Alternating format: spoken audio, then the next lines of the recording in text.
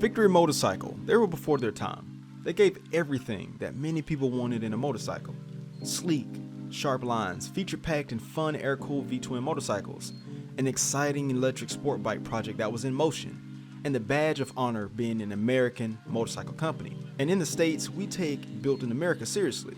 And even now, we are seeing that same Victory styling show in new Indian motorcycle models. Coincidence? Not at all. It makes me wonder where Victory would be today if they weren't unfortunately shut down by Polaris in 2017.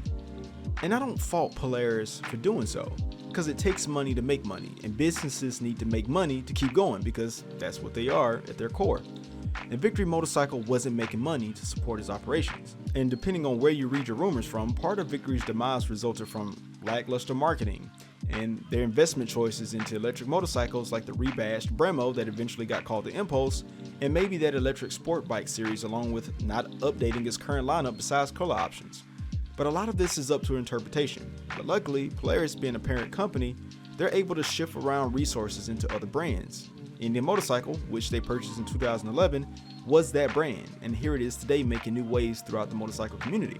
And today, many riders in the community are shifting their tastes from other brands to Indian Motorcycle for much of the same reasons of heritage and having the option of another American motorcycle company that isn't Harley Davidson.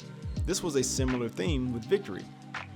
The company was started in 1998 from the ground up as one of the newest American motorcycle manufacturers alongside the historic and iconic Harley Davidson. And Polaris saw the success Harley Davidson was having and they wanted a piece of this pie. So of course they made Victory Motorcycles. And ironically around this time, the Indian Motorcycle name was still being juggled between different entities with stake in that brand. Victory released a number of motorcycles like the Vegas, the Hammer, and my personal favorites, the Jackpot and the Magnum. Each of these motorcycles were powered by and known for the Freedom engine, either in a 100 cubic inch variant or the 106. But the Freedom engine was not produced by Victory until 2002, which was 4 years after the company started. So yes, they did produce previous motorcycles with a different motor, most notably the V92C with its 1500cc displacement. And Victory engines were built, allowing the owners to tweak and tune and customize the motors to their liking. And various performance add-ons were available for the Freedom engine, including cams, and if you're ballsy, a supercharger kit. Plus, the name Freedom resonates directly with America, right? Freedom, bald eagles. But Polaris was on to something, and they were betting on that American culture to flock in and support the brand the same way that many did for Harley Davidson.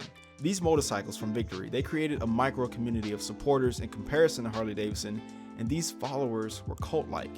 And being on a Victory meant not being on a Harley Davidson, and that was enough for so many people, and not having to settle for their standard or their status quo. You could follow a different path by a completely different rule set, even with another American motorcycle company. But the fun only lasted so long. Victory was profitable for a number of years and ultimately they failed to turn profits in several of its last running years. But why? With such sleek and forward-thinking and bright-colored motorcycles, why did this American brand fall and Harley Davidson thrive? Of course, it comes down to selling motorcycles and having a brand and building a lifestyle around that brand and, of course, making money. But it involves also that emotional and heritage-based feel and part that comes with owning a motorcycle. But the Victory brand stood no chance with the lineage of Harley Davidson. Who are you to come here with your new sleek motorcycles and tell me that this is better than the heritage and feel of a Harley? But the saying goes that nothing feels or looks like a Harley Davidson. But even while riding a Victory motorcycle, they stood on their own, right? But it wasn't uncommon to be told, hey, that's a nice motorcycle. I didn't know that Harley Davidson made bikes like that. And of course, sending that Victory motorcycle owner into a rage to explain many reasons why it's not, in fact, a Harley Davidson, but instead it's a Victory motorcycle, to then have that person go, what's Victory motorcycle? And then the cycle repeats. Branding is everything, and it's this exact reason why Polaris shut down the company, admitting defeat, and eventually moved all of the Victory resources, including its engineers, into Indian Motorcycle. It's not that Victory didn't make amazing machines, but they weren't amazing at capturing the essence of the biker image that Harley has done so well. The Power Plus 108 engine, for example, is phenomenal, and it wasn't a coincidence. It was originally meant for a Victory motorcycle. The Victory Octane shared almost 40% of parts with the Indian Scout. None of this is a coincidence, and now there are patent suggestions that a new Batwing motorcycle is coming from Indian Motorcycle with the Power Plus 108 that looks a lot like the Victory Magnum and the Cross Country. This is not a coincidence. But long story short, again, Victory Motorcycle was before its time.